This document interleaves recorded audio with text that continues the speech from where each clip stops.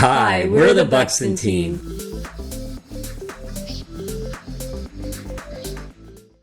A big concern we have in today's ever-changing market is appraisals.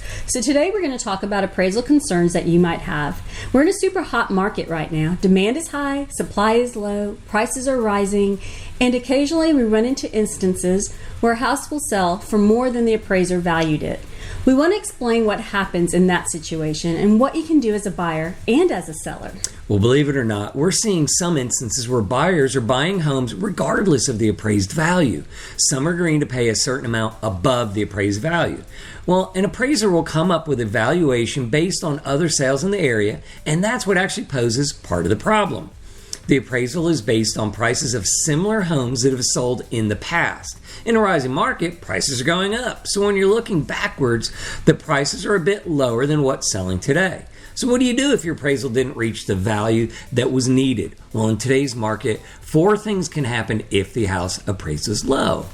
Right, and number 1, the buyer can ask the seller to change the purchase price to the appraised value. If you go under contract for $410,000 and the house appraises at $400,000, you can go to the seller and tell them you will pay $400,000. When this happens, a seller has the option to change the purchase price to $400,000 or not.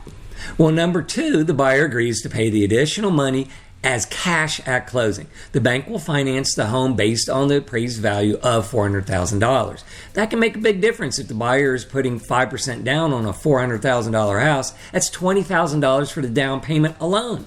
If they have to bring in an additional $10,000 due to a low appraisal, that could price them out of the house.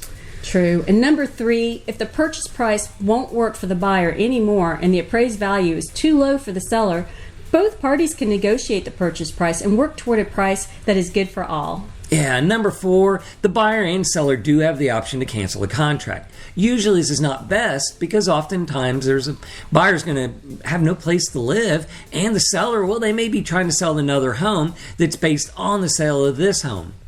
It can be complicated, and that's why we are here all the way throughout the entire process. Just remember, we are here for you. By the way, if you need an agent in another state, we have a great network of agents across the nation. Talk to you soon.